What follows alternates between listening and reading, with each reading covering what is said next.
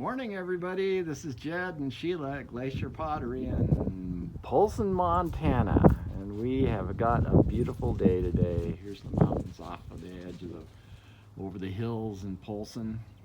And we'll zoom back out here so that we can get a view. Oh, there's an eagle up there flying around. You probably can't see him.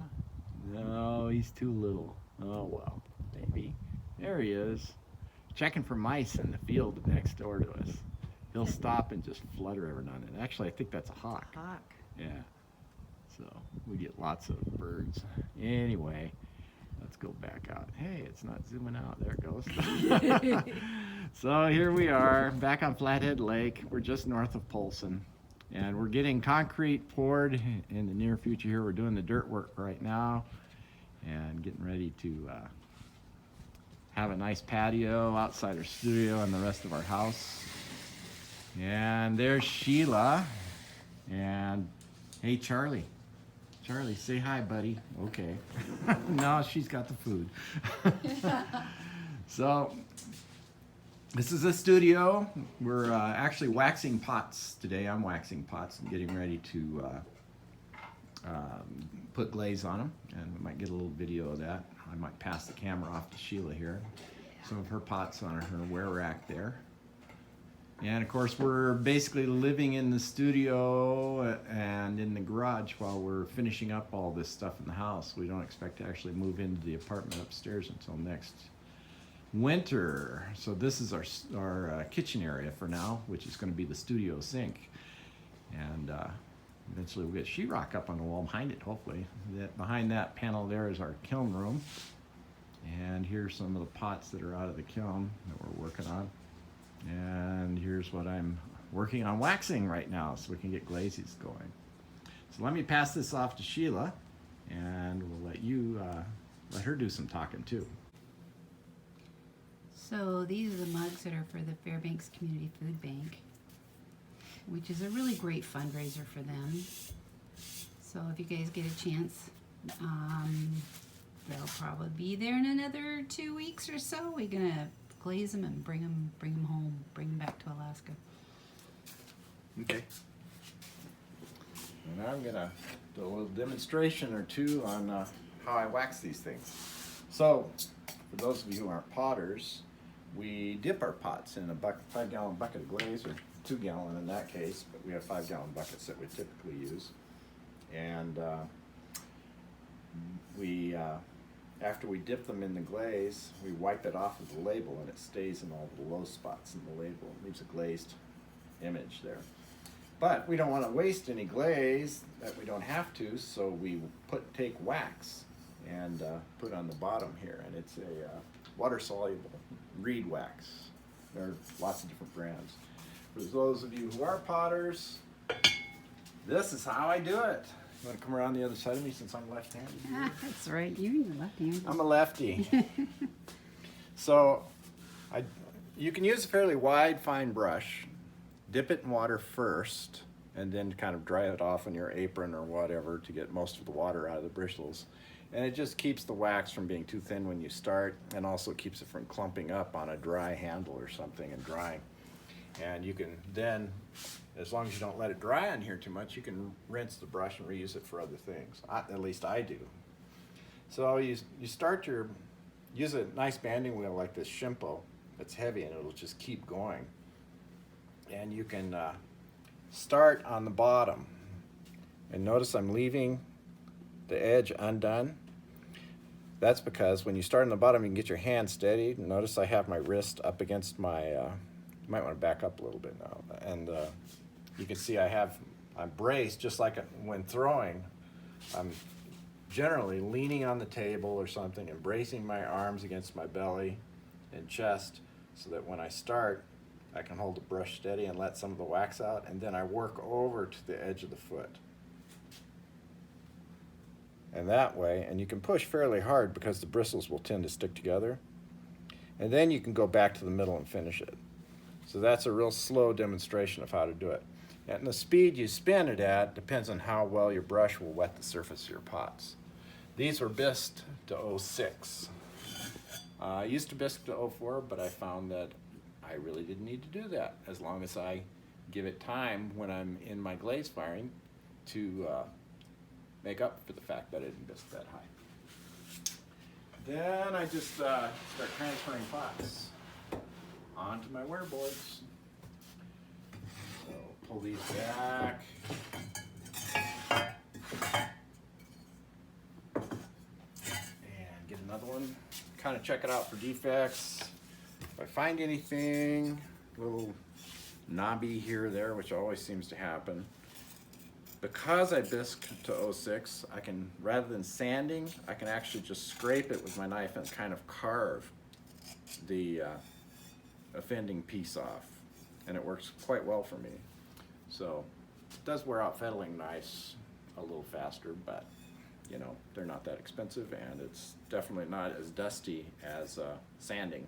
Although it does create some dust still, so you need to be aware of that. All right. So let's do this one. And the other thing I do is I plop them down like that a little bit to knock any loose particles off the pot. And it's nice these banding wheels have lines in them, but they don't have to be totally centered on here. You can kind of get a feel for it and move the brush as it goes around. And there's one pot. That's that. And I generally, of these, I'll put about 12 on a board, so I have room to flip them over and restack them on the same board when I'm glazing. And I generally, my goal, doesn't always work out this way, but my goal is to glaze them all one board, one color. Of course, like I said, it almost never works out that way, really. So just go ahead and spin it around a little bit, start on the bottom, move over to the edge a little bit. You can roll your brush over while you're bracing your hand and your body to hold everything perfectly still, and then you can go back and get the middle real quick. Try to keep wax off your hand. You can see over here I have my own little container of reed wax, which I thin down maybe, I haven't really paid attention. I just get it till it looks good for me, but I'd say about 10% water. It's pretty thick, generally, when it's right fresh from the store. And I like it a little bit thinner. We usually put a food coloring in there so you can see it. Yes. But we don't have any down here. Yeah. Yeah, I go to the restaurant supply place and buy commercial food coloring. Purple works really well. It's a nice dark color. I imagine blue or some red kind of works, but you know, the pots are kind of a pinkish color anyway after bisquing, so. And there, move it over for waxing, and then go back and get the center. But, and then I lay my handle down, my brush, I lay it on the lid, which is upside down there. And you've got the plastic. Yes, to these protect the surface. are clay bags I've just split open, so I can recycle some of my clay bags.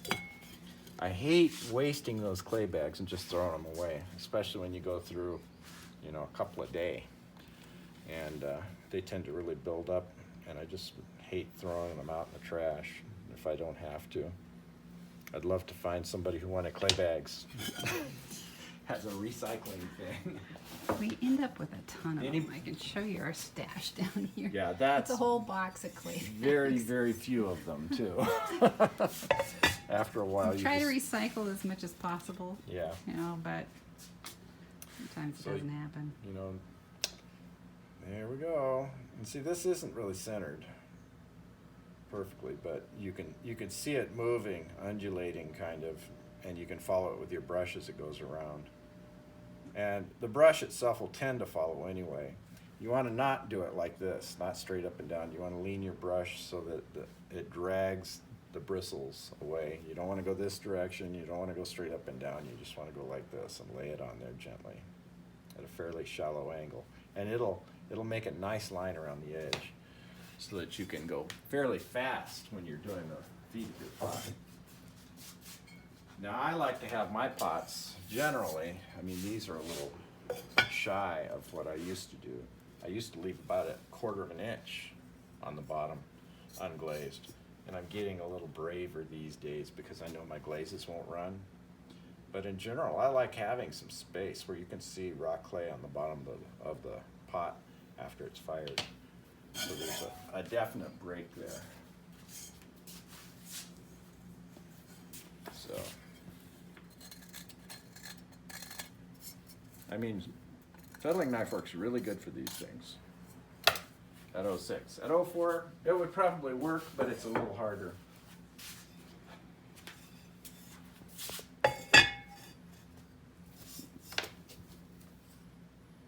that's that. And then we have the kilns in the other room. Maybe I'll take a little break. We could walk in there and see if we could unload the bisque kiln, since we have one kiln going. Is it cool enough? I think it might be. We'll check. So let's put the lid on the wax. And then I just rinse my brush out a little bit, get it good and wet. There we go. And here's our magical door, which is actually just a couple of pieces of insulation board. We haven't found a door we like yet. Yeah, we're working on a door. Let me come on in and we'll get the fan turned off. We're also working on venting. Yeah, that's how we're venting right now. We have this garage door, which makes it really nice to get supplies in on a pallet, which works out really good. So you can see there's our supplies. We started with the pug mill. Eventually, I think we're going to hopefully have our glazing station over up on this wall. This is a pretty good sized area. What would you say? Is this 12 by 20, did you say? Yeah, I can't 12 by remember. 20. Our spare shelves at the moment. And then we have 2 of our kilns down. We got, how many more kilns we got coming down? One more. One more coming down. That's a little test kiln.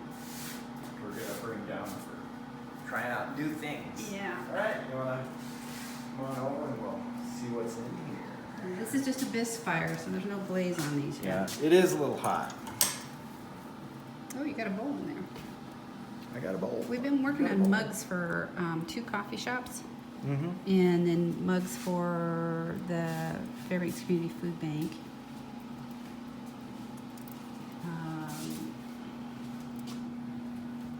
Couldn't quite get a full bisque load out of this one, so we Good just coffee logo, and then this one's a Dobson Creek. yeah. So we just stacked it up, and then this is some local dirt we're gonna try out as an on-go. I chipped a piece off just to see what it would be like if I did that. So that's the color of its bisque. Mm-hmm. That's bisque fired. Local slip, 60 mesh. This is how I do my glaze testing. I cut a slot in the fire brick and make these tiles with a little image on them, a little stamp. And they sit at an angle like that so I can see if the glaze is gonna run. And then instead of, I know a lot of potters have L-shaped things like this, but they're hard to store. These, I just either hang on a nail on a board, or I put them all on a string. You know, if they're all one variations on the same theme, I'll group them together on a string and hang them up. So you can really get, you know, I mean, 10 of these would take up this much space, you know. 10 of a normal L-shaped glaze thing would take up, you know, 1, 2, 3, 4, 5, 6, 7, 8, 9, 10. It just gets crazy. So that's why I do that.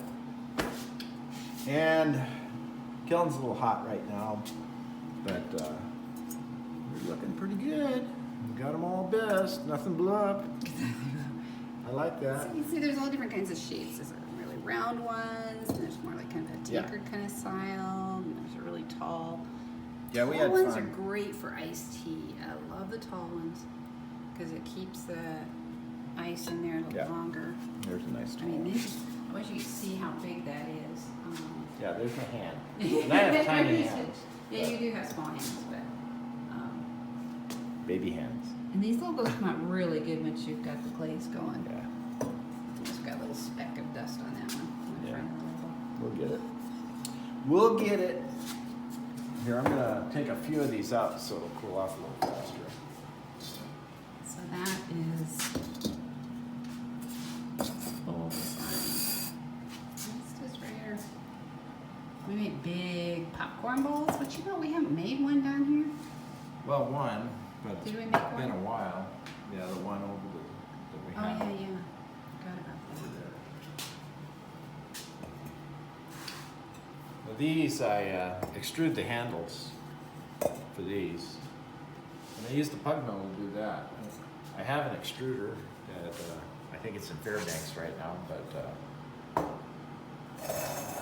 we can use the pug mill as an extruder too, just by putting a plate on the output of it.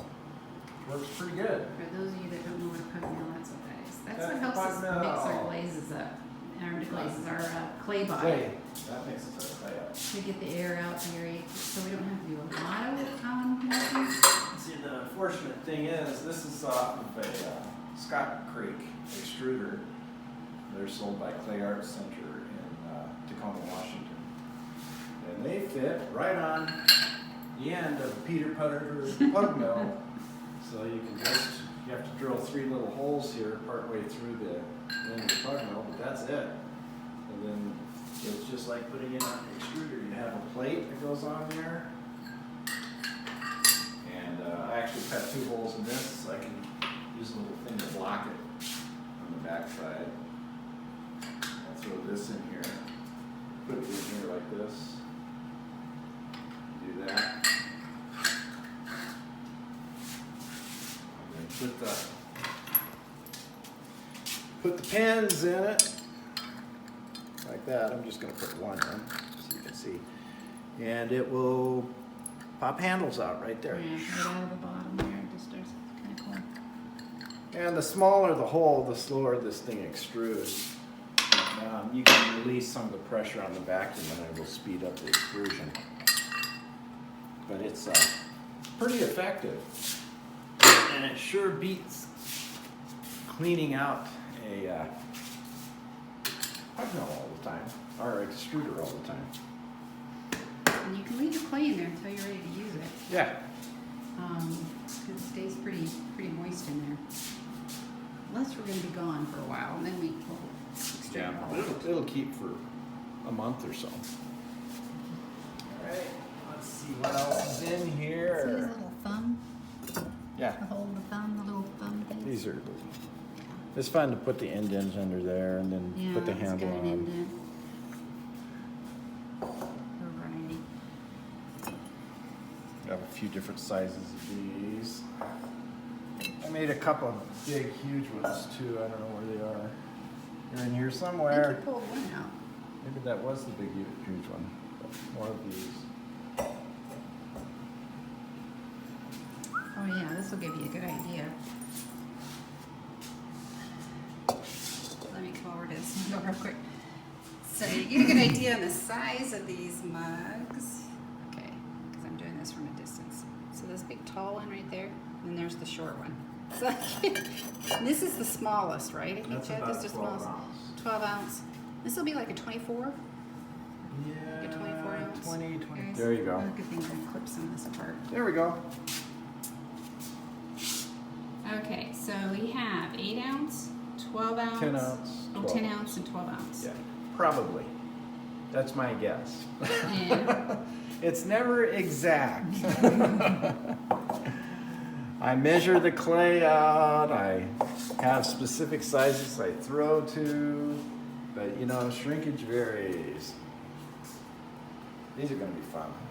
I like those. you need to slow that down and put it back up there. There you go.